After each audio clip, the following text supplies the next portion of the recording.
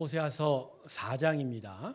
1절부터 3절까지의 말씀입니다. 자, 찾으셨으면 앞에 자막 보시고요. 오늘은 우리 한 목소리로 같이 읽었으면 합니다. 우리 다 같이 한 목소리 읽습니다. 시작. 이스라엘 자손들아, 여호와의 말씀을 들으라. 여호와께서 이 땅 주민과 논쟁하시나니 이 땅에는 진실도 없고 인애도 없고 하나님을 아는 지식도 없고 오직 저주와 속임과 살인과 도둑질과 간음뿐이요 포악하여 피가 피를 뒤이음이라. 그러므로 이 땅이 슬퍼하며 거기 사는 자와 들짐승과 공중에 나는 새가 다 세잔할 것, 바다의 고기도 없어지리라. 아멘. 우리 하나님께 영광의 박수 올려드리겠습니다. 아멘. 우리 신앙에 있어서 가장 중요한 요소 중에 하나가 이 영적 자립성입니다. 그러니까 스스로 하나님 앞에 서는 것이지요. 그래서 우리에게 의지라는 게 참 중요한 요소가 됩니다. 자기 스스로. 하나님께서 우리에게 자유의지를 주셨죠. 완전한 건 아니지만 그 의지로 하나님 앞에 서가는 것. 그게 바로 우리가 주신 은혜의 믿음에서 우리로의 믿음으로 세워져가는 귀한 일이 될 것입니다. 주일이 아침 세상은 잠들어 있거나 자기만의 시간을 하는데 그래도 이 예배 자리로 의지를 움직여 나온 여러분들, 여러분의 의지가 특심합니다. 할렐루야. 하나님 앞에 기쁜 의지로 주 앞에 서시길 주님의 이름으로 축원합니다. 잠깐 기도하겠습니다. 감사합니다. 하나님, 오늘 자신들의 마음에 의지가 움직여 주 앞에 찾아나온 성도들을 축복하여 주시고 그 심령의 귀를 열어주시고 눈을 뜨게 하여 주셔서 주님의 뜻을 분별할 수 있게 또 새길 수 있게 은혜 베풀어 주시옵소서. 감사드리며 예수님의 이름으로 기도드립니다. 아멘. 성도 여러분, 오늘 예배에 나오시기 전에 아마 다들 거울 한 번쯤 보고 나오셨죠? 네, 몸 매무새 다 만지시고 머리 모양도 고르고 얼굴에 작은 주름까지 다 펴 보호하셨을 건데 주름들 잘 펴고 오셨어요? 오늘 많이 웃으셔야 주름 펴집니다. 그런데 오늘 저는 이 시간에 여러분께 이렇게 권하고 싶습니다. 우리의 외모보다 훨씬 중요한 것을 점검합시다. 그 질문은 바로 내 안에 하나님이 계시는가입니다. 이 질문은 단순하지만 그 무게가 너무나 무거운 질문이죠. 왜냐하면 내 안에 하나님이 계시지 아니하면요, 아무리 예배를 드리고 찬송을 부리고 봉사와 헌금을 해도 그 모든 것들이 껍데기에 불과하기 때문입니다. 우리의 겉모습에 사람은 속을 수 있어요. 그러나 하나님께서는 우리의 마음 깊은 곳까지 꿰뚫어 보시죠. 그래서 하나님께 숨길 곳이 단 한 군데도 없습니다. 그래서 오늘 호세아서 말씀, 내 안에 하나님이 계신가? 라는 질문에 답하도록 오늘 이 자리로 여러분을 부르셨습니다. 오늘 말씀을 통해서 하나님 주신 이 음성 앞에서 자신의 신앙을 비추어 보는 영적 거울을 경험하기를 주님의 이름으로 축원합니다.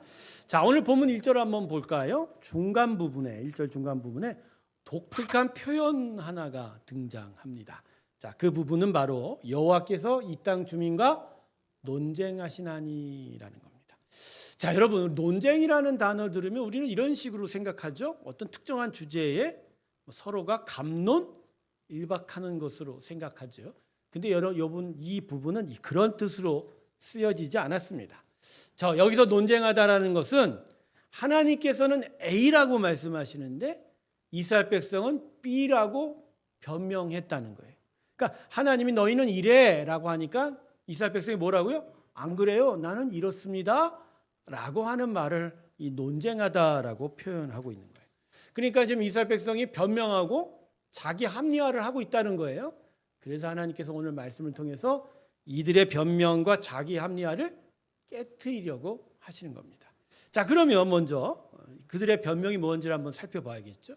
여러분, 이스라엘 백성의 변명과 자기 합리화가 어떤 내용일까요?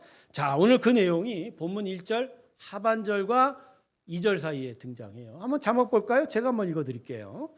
이 땅에는 진실도 없고 인애도 없고 하나님을 아는 지식도 없고 오직 저주와 속임과 살인과 도둑질과 간음뿐이요 포악하여 피가 피를 뒤입니다. 읽기도 좀 섬찟하죠. 자, 지난 시간에 지난 주일에 우리가 아모스서 말씀을 살펴보았죠. 어찌 문맥이 좀 비슷하죠.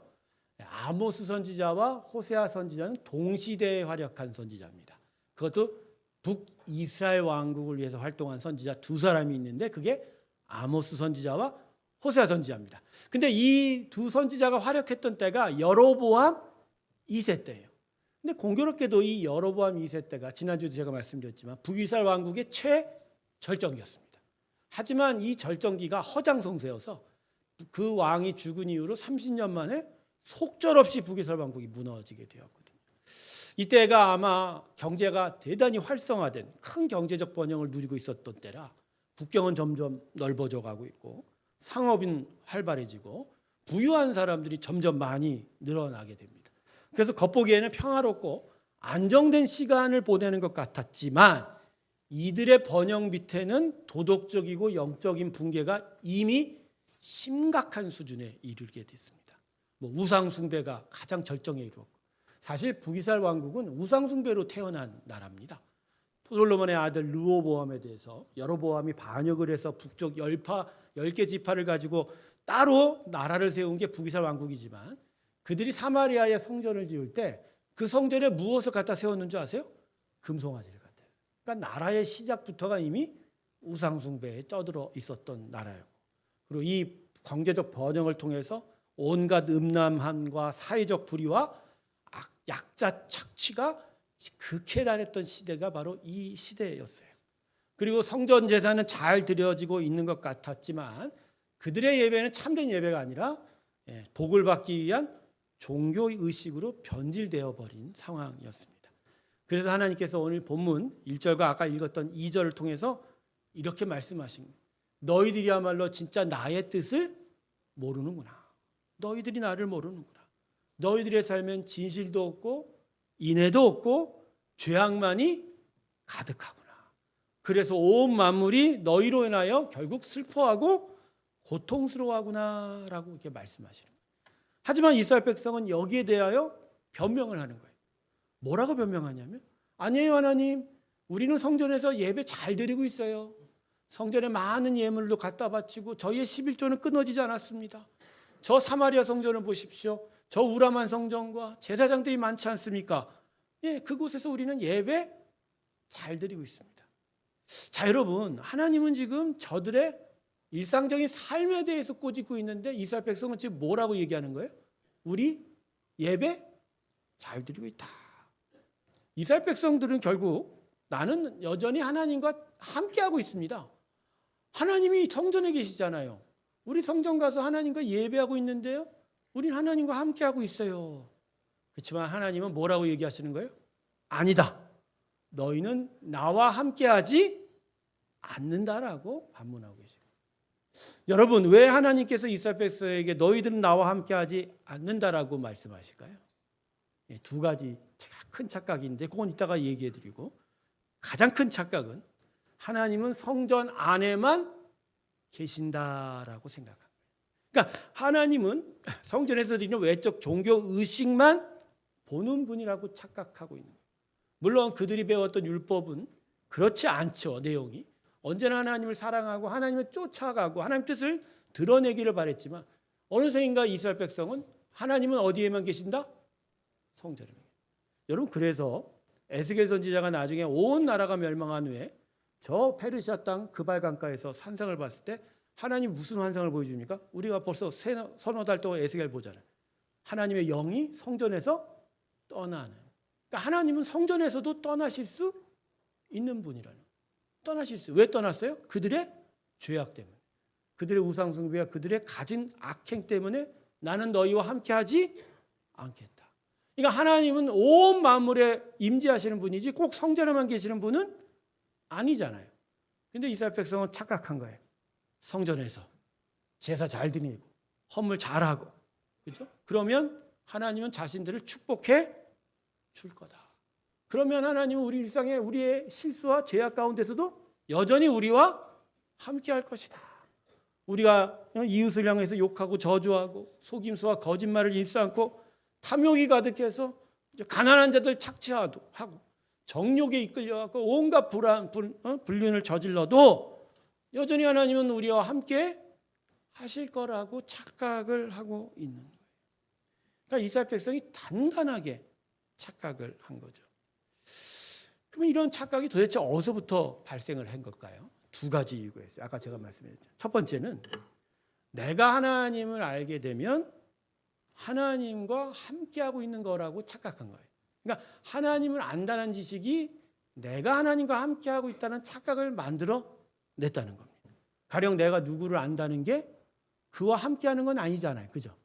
자, 저는 지금 제가 사는 집에서 거의 10년 동안 살고 있습니다. 오래 살았죠? 오래 살다 보니까 저희 집에서 계속 살던 사람들 제가 다 압니다. 네, 웬간하면 어떻게 사는지도 아시고. 그중에 어떤 분은 참 인사 잘하는 분이 있어요. 그냥 그분만 보면 마음이 편해요. 오고 가면서 저보다 안녕하세요 먼저 인사하는데 그분만 가면 하루 피로가 잊을 정도예요.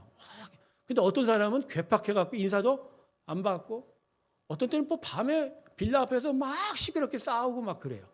그러면 정말 마음이 막 상해지고 그러죠. 어쨌든 간에 그 이웃들을 제가 잘 알아요. 이름도 알고 뭘 하시는지도 알고 어떤 성형품인지도 압니다. 하지만 내가 그분들 그렇게 알고 있다고 해서 내가 그분들과 같이 하고 있다고 생각이 할 수 있나요? 아니죠. 그건 절대 아니죠. 내가 내 옆집 아저씨 안다고 그와 인생 동행한다고 할 수 없잖아요. 여러분, 내가 누군가와 함께 한다는 건요. 누군가를 안다는 지식이 아니에요. 그와 깊은 관계를 통해서 무엇보다 그를 사랑하고 사랑받는 겁니다. 할렐루야. 그래서 신앙은 사랑이 전제가 되는 거예요. 그래서 율법의 가장 핵심이 뭐라고요? 신명기 6장 쉐마 들어라 너는 마음과 몸과 뜻을 다하여 너희 하나님 여호와를 그거예요. 근데 이스라엘 백성은 그렇지 못함에도 불구하고 내가 하나님을 아니까 난 하나님과 함께하는 거 아닙니까? 이렇게 착각을 했던 거죠. 두 번째 착각, 이게 더 심각한 건데 하나님께서 나에게 영원토록 구원해 주시겠다라고 약속했는데 그 약속만 믿고 설마 하나님이 나와 떨어지시겠어? 나를 떠나시겠어? 라고 착각을 하는 거예요. 물론 여러분 하나님께서 우리에게 구원을 약속하신다면 그 약속은 영원토록 지속될 겁니다. 할렐루야. 하나님은 헛된 소리 안 하시는 분이에요. 그러나 문제는 뭐죠? 내가 멀리하고 있으면 그건 뭐냐는 거예요. 하나님은 계속 가까이 하시죠. 우리 앞에 오시죠. 그러나 내가 멀리 떨어져 있으면 내가 하나님과 함께하고 있는 거예요? 아닌 거예요? 짝사랑이 사랑인가요? 외사랑이 사랑인가요? 여러분 그래서 요한계시록 3장에 라오디게아 교회에 예수님께서 이렇게 말씀하십니다. 내가 문을 두드리는 하나님으로 얘기하시죠. 내가 서서 문을 두드려. 네가 문을 열기만 하면 내가 너에게 들어가 함께 먹고 마시고 기뻐하리라. 자, 그런데 여러분 라오디게아 교회가 문을 열고 있어요? 닫고 있어요? 라오디게아 교회가 문을 닫고 하나님께 멀어지고 있다는 거죠. 그래서 하나님께서 가까이 하고 싶음에도 불구하고 가까이 하지 못하니 그들에게 경고를 주신 거예요. 문을 열어라. 나와 가까이 해라. 그래야 참된 만남 사랑이 너희에게 있게 된다. 그러니까 내가 가까이 하고 있지 않은데 그냥 하나님이 나한테 약속해 주셨어. 그 약속 끝까지 지속되겠지라고 하면 그래요. 하나님의 약속은 끝까지 지켜지겠지만 영적 실상으로는 가까이 하는 게 아니죠. 함께 동행하고 있지 못하다. 결국 이스라엘 백성은 이 두 가지 착각으로 인해서 하나님 앞에 형식적으로 서 있었고 이것을 끝내 돌이키지 못함으로 말미암아 하나님이 결국 그들과 함께하지 못하는 그 영적 실상으로 인하여 곧 이 시대가 지나면서 30년도 채 되지 못해서 북쪽 아수르 제국에 의해서 멸망당한 하나님의 택한 백성들이 이방에 의해서 멸망을 당하는 너무나도 비참한 결과를 맞이하게 되었다라는 겁니다.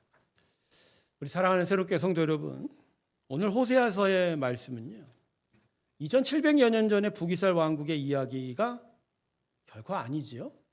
오늘 우리에게도 일상적으로 반복되고 있는 이야기입니다.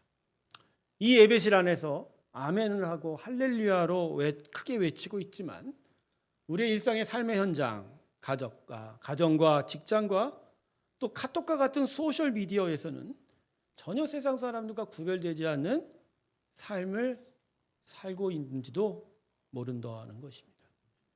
교우들과 함께 예배당에서 예배를 드릴 때는 공평과 정의와 하나님의 은혜와 제한되지 않은 하나님의 긍휼을 힘주어 말하지만 회사에 가면 달라지죠. 무한 경쟁에서 이기기 위해서 거짓된 보고도 할 수밖에 없는 거고, 온라인에서는 혐오와 조롱을 퍼붓는 글을 쉽게 남기기도 하지요. 하나님께 헌금을 드리고는 있지만 오히려 그 돈보다 훨씬 많은 것들을 자신의 탐욕과 유익만을 위해서 쏟아붓고 있는 건 아닌가요? 정작 기도와 말씀 묵상에 시간을 내지 못하고 자신의 재미를 위해서 자신의 시간들을 허비하는 경우도 너무 많지 않습니까? 삶의 터전에서 이웃들을 위해서 사랑하는 자로 서지 못하고 오히려 사랑을 빼앗는 자, 그들의 마음 아프게 하는 상처 주는 자로 우리가 서고 있지 않은가? 말로만 하나님을 사랑하지 전혀 사랑이 나타나고 있지 않은가? 제가요, 오늘 아침에 크게 충격받은 일이 있어요. 그게 뭐냐면, 여러분 목양실 들어오면 앞에 이제 건물이 저쪽 사거리를 내다보는 이제 풍광이 좋아요. 보통 이게 3월달 매화꽃이 벚꽃이 필 때와 겨울에 한방눈이 내릴 때 저 사거리를 보면요, 어떤 오션뷰 카페가 부럽지 않습니다. 그래도 오늘 아침에 평소에는 이제 너무 태양빛이 강해서 블라인드를 내렸는데 오늘 아침에 왠지 제가 블라인드를 젖히고 싶더라고요. 그래서 또 날씨도 그렇게 해가 비치지 않아서 그래서 블라인드를 열었는데 제 마음에 막 활짝 열려 있는 거예요. 그래서 와, 오션뷰 카페다. 이런 카페가 딴 데 찾아볼 수 없다. 저기 뭐 저 북한산에 뭐 파노라마 카페 가지 말고 여기서 커피 마시면 정말 좋겠다. 그래서 제 옆에 아내가 있어서 제가 오션뷰 카페라고 했더니 바다가 어디 보이냐고 나한테 뻥치지 말라 그래서 제가 뭐라고 변명을 했냐면, 야, 내가 사람을 낚는 어부인데 저 앞이 저기 엄마 바다 아니야, 바다. 할렐루야. 그런데 말입니다. 갑자기 내가 일주일 내내 햇볕 뜬다고 브라인드를 내렸잖아요. 쳐다보지도 않았잖아요. 아, 내가 평소에는 저길 쳐다보지도 않고 막 덥다고 막 짜증내고 그러던데 왜 오늘 아침은 저길 보고서 오션뷰라고 아름답고 그럴까? 내가 혹시 그렇게 이중적으로 사는 건 아닌가? 평소에는 세상을 향해서 막 불친절하고 함부로 대하고 어떤 가치도 없는 것처럼 생각하다가 말이야, 마치 자기가 사람을 낳는 어부처럼 말이야, 뭔가 예수님의 거룩한 제자처럼 그걸 또 아름답게 보는 그 모습. 내가 오늘 주일이라서 그런가? 내가 평일날도 저렇게 보고 있을까라고 하는 이중성 말입니다. 누구나 다 이렇게 우리 안에 이중성이 있죠. 하나님 앞에 섰을 때 하나님 사랑합니다라고 이야기하죠. 그러나 세상에 살 때 우리는 그렇지 못한 모습을 항상 보여주고 있지 않은가. 우리 하나님은 예배실의 찬송보다 일상에서 드러나는 우리의 믿음을 더 기뻐하십니다. 여러분, 하나님께서 우리에게 원하는 제사는 산제사예요. 살아있는 제사. 로마서 12장 2절을 보면 하나님께서 우리에게 죽은 제사 드리지 말고 산제사 드리라고 하지 않습니까? 근데 여기서 말하는 죽은 제사는 뭐냐면 북이스라엘 사람들이, 이스라엘 백성들이 하나님 앞에 성전에서 제사 드릴 때 자기의 마음을 드리기보다 뭘 먼저 갖다 드렸죠? 희생 제물. 원래 희생 제물을 드릴 때 자기의 손으로 안수하고 자기의 죄를 전가해서 그것을 잡아 죽이면서 각을 뜨면서 자신의 살아있는 죄 회개와 고백을 드리는 게 예배거든요. 근데 이스라엘 백성은 어느새인가 형식에 물들어서 희생 제사물, 즉 죽은 동물만 갖다 드렸지 자신의 마음을 하나님께 못 드렸거든요. 그렇지만 이제는 예수님이 우리의 속죄 제물이 되시고 우리는 그렇지 않아도 돼요. 그러나 하나님은 계속 받으시는 예배가 결국 뭐죠? 우리의 산 마음, 살아있는 마음, 하나님 앞에 정말 간절함으로, 애절함으로, 정말 진심으로 나의 죄를 고백하며 하나님 사랑합니다라는 고백이 제사여야 되는데, 예배여야 되는데, 그렇지 못하고 일상에서 진짜 하나의 뜻대로 살지 못한 채 예배실에 와서는 그냥 형식에 따라 회개하고 형식에 따른 기도만을 드린 채 물러나는 것은 아닌가. 여러분, 하나님께서 원하는 신앙은요, 예배실 안에만 작동되는 신앙이 아니에요. 오히려 우리의 신앙이 성전 밖에서 작동되기를 원하십니다. 성전 밖에서 더, 물론 성전이 이 예배실 성전이라고는 아니죠. 그러나 우리의 심령 안에 다 갇혀진 우리의 고백을 우리의 인생 온전히 하나님께 바치고 우리의 인생으로 이 땅에 하나님의 사랑을 드러내는 그런 순종의 삶을 살아가는 것이 정말 하나님이 우리에게 찾으시는 예배다. 할렐루야. 예, 여러분, 하나님께서 원하시는 예배는 예배실만이 아니에요. 우리 삶 속에서 참되게 드려지는 예배인 줄로 믿습니다. 우리 모두는 외형과 형식에 갇히는 위험 앞에 서 있어요. 큰 예배당, 그죠? 화려한 프로그램, 번쩍이는 조명들, 장중한 음악들, 여러 많은 사역들을 하고 있는 것으로 마치 내가 신앙인인 것처럼, 참된 신앙을 가진 것처럼 생각하게 만들지만 아닙니다. 하나님께서 원하시는 건 세상 속에서 하나님의 공의와 사랑을 드러내지 못한다면 하나님은 우리에게 분명하게 아니다라고 말씀합니다. 오늘 말씀도 그렇잖아요. 이스라엘 백성은 성전 안에서 드리는 형식적인 제사로 변명을 하고 있지만 하나님께서 보시는 건 뭐라고 얘기하죠? 성전 밖에서의 그들의 삶, 진실도 없고 인애, 사랑함도 없는 이 부분이 문제다라고 얘기하신 것처럼 우리의 신앙은 형식에 갇히면 안 됩니다. 오히려 형식을 넘어서서 온 땅에 우리의 모든 살아있는 순간순간이 하나님께 산 제사로 나아가야 될 줄로 믿습니다. 여러분, 우리는 지금 예배실 밖에서 어떤 모습으로 살아가고 있습니까? 교회 밖에서 하나님께서 기뻐할 모습으로 살아가고 있습니까? 아무도 보지 않을 때에도 정직하게 살고 있습니까? 다른 사람이 나를 보고 저 사람은 정말 예수가 있는 게 맞아라고 그렇게 느낄 수 있냐라는 거죠.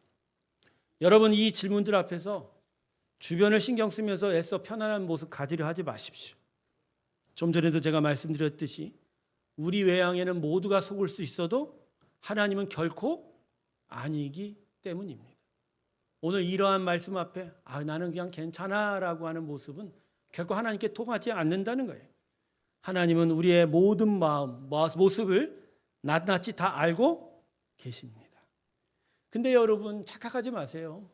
하나님께서 관심을 두고 바라시는 건 우리의 죄와 연약한 부분만이 아니에요. 하나님 말씀 앞에서 자기를 감추려고 하는 마음에 주목하고 계세요. 여러분, 우리의 죄를 보시고 우리의 연약함을 보시되 그것을 문제 삼기보단 그것을 애써 감추려고만 하는 우리의 마음을 훨씬 더 분명하게 보고 계신다는 거예요. 이러한 음성 앞에 부끄러워서, 물론 다른 사람한테 표현을 안 해도 됩니다. 자기 마음으로 하나님, 내가 그렇습니다. 나를 용서하여 주십시오. 연약한 나의 마음을 도와주십시오. 하나님, 이 부족함을 이기게 하여 주셔서 하나님의 뜻대로 살아갈 수 있는 인생으로 만들어 주십시오라고 하는 그 진실함, 그 간절함을 하나님이 우리에게 원하고 계신다. 할렐루야. 여러분, 하나님이 우리와 함께하지 않으면 그것으로 끝이에요. 오늘 본문 3절의 말씀은 이렇게 말씀합니다. 그러므로 이 땅이 슬퍼하여 거기 사는 자와 들짐승과 공중에 나는 새가 다 쇠잔할 것이요 바다의 고기도 없어지리라. 이건 그 이스라엘 백성들의 죄악에 관한, 죄악으로 인한 결과에 대해서도 말하고 계시지만 사실 속뜻은 하나님의 임재가 없어지면 이러한 멸망함이 다가오게 될 거라고 하는 말씀입니다. 하나님 떠나시면 가정도 무너지고 사회가 병들고 자연마저 고통당합니다. 여러분, 하나님의 부재는 모든 것을 죽음으로 몰고 가는 거예요. 믿음의 백성들에게 가장 중요한 전제가 결국 뭐죠? 하나님이 함께 하시는 거 아닌가요? 여러분, 오늘 우리가 이렇게 예배드리는 것도 하나님이 함께 한다는 걸 믿기 때문이 아닌가요? 우리가 일상에서 그나마 평안을 누리는 것도 하나님이 함께 하셔서 우리를 도우시고 우리를 지키시고 우리를 공급하신다는 거 아닙니까? 근데 그 하나님이 우리와 함께 하지 않으면 여러분 그것으로 멸망입니다. 그 외양은 멀쩡할지 몰라도 그것으로 모든 것이 무너져 버리는 거예요. 그 어떤 것보다도 중요한 건 내 안에 하나님이 함께 하신다는 겁니다. 할렐루야. 여러분 그렇다면 진짜 우리는 앞으로 어떻게 살아야 됩니까? 하나님이 만일 내 안에 계시지 않는다면 우리는 어떻게 해야 될까요? 세 가지를 여러분에게 권면드리고자 합니다. 첫 번째는 회개입니다. 하나님이 내 안에 들어오시기 위해서 먼저 요구되는 건 회개예요. 마음을 돌이키세요. 내가 하나님의 뜻대로 살지 못했습니다. 죄송합니다. 용서해 주십시오. 하나님은 우리의 회개를 가장 기뻐하십니다. 아들 예수를 십자가에 주실 만큼의 그 사랑으로 오늘도 우리를 용서하기 원하세요. 만일 여러분 가운데 하나님과 함께하지 못함을 느끼고 있다면 바로 즉시 회개하세요. 하나님이 그 회개를 받아들여 여러분과 여러분에게 다시 되돌아오실 줄로 믿습니다. 두 번째는 관계 회복이에요. 아까도 말씀드렸죠. 함께한다는 건 사랑한다는 거 아닙니까? 짝사랑이 사랑이 아니듯이 서로 사랑하여 서로의 마음 가운데 머물 때 관계는 회복이 되는 거죠. 그죠 여러분? 그러기에 여러분 하나님의 말씀과 기도를 통해서 계속 하나님과 대화를 이어가시고 사랑한다는 마음을 언제나 하나님께 드리시길 주님의 이름으로 축원합니다. 마지막으로 순종하십시오. 뭐라고요? 회개하고 깨닫는 만큼 일상에서 말씀대로 살아가는 삶을 살 때 그것이야말로 하나님이 기뻐하는 하나님과 동행하는 삶이 드러나게 될 줄로 믿습니다. 세 가지 다시 기억합시다. 첫 번째가 뭐라고요? 회개. 두 번째가 관계 회복. 세 번째가 순종입니다. 이 귀한 삶들이 저와 여러분 가운데 함께하길 주님의 이름으로 축원합니다. 자, 이제 한 예화를 전해드린 후에 오늘 말씀을 맺도록 하겠습니다.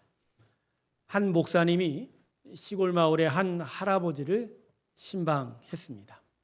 신방하는 가운데 집을 들어가 방문하는 가운데 할아버지가 기거하는 방에도 들어갔는데 그 방의 침대 옆에 커다란 아주 잘 만들어 놓은 빈 의자 하나가 놓여 있었답니다.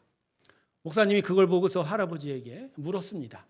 이 커다란 의자는 무슨 용도입니까? 그 할아버지가 미소 지으며 목사님에게 이렇게 대답했습니다. 저는 이 의자에 예수님이 앉아 계신다고 생각합니다. 그래서 매일 이 의자 앞에 앉아서 예수님과 대화하고 있어요. 예수님은 교회 예배실만이 아니라 이 의자에도 함께 하십니다. 제 일상 하루 속에도 함께 하시고 그리고 내 마음 안에 늘 계십니다. 얼마 후 그 할아버지가 세상을 떠났답니다. 그런데 그때도 할아버지는 의자에 기대어 앉아 예수님의 품에 안기듯 평안히 주님께 돌아갔다고 합니다. 우리 사랑하는 새롭게 성도 여러분, 여러분의 마음과 여러분의 삶 속에 이 할아버지가 가진 빈 의자가 있기를 소망합니다. 그 빈 의자를 바라보면서 항상 대화하세요. 주님 사랑합니다. 그러면 주님도 여러분에게 말씀하실 거예요. 그래 내 딸아 내 아들아 사랑한단다. 그렇게 그 빈 의자에 앉아 계신 주님을 보며 함께 대화하고 함께 노래 부르고 함께 울고 웃는 귀한 사랑의 만남들이 여러분 가운데 있기 소망합니다. 우리 하나님이 정말 무엇을 가장 원하실까요? 네, 바로 이 모습이지 않습니까? 우리의 마음의 주인의 의자에 예수님 앉아 계시고 그분을 향해 사랑한다는 고백을 드릴 때 하나님은 가장 기뻐하신다라고 말씀하고 계실 겁니다. 성도 여러분, 오늘 말씀은 우리에게 이렇게 묻습니다. 너희 안에 나 여호와 하나님이 함께 하느냐? 하나님이 함께하지 않으면 내 모든 것들이 다 아무 의미가 없다는 것을 마음에 기억하며 여러분의 마음과 삶 속에 주님이 앉아 계실 그 빈 의자를 준비하는 귀한 은혜의 일들이 있기를 주님의 이름으로 축원합니다. 기도하겠습니다. 우리의 마음에 다시 주님의 의자가 놓여지기 원합니다. 그곳에 앉을 예수님을 향하여 사랑의 귀한 고백 나누며 내 마음을 드리며 살기 소망합니다. 연약하고 부족한 우리에게 이 은혜 다시 허락하여 주셔서 영원토록 주님의 부르심 앞에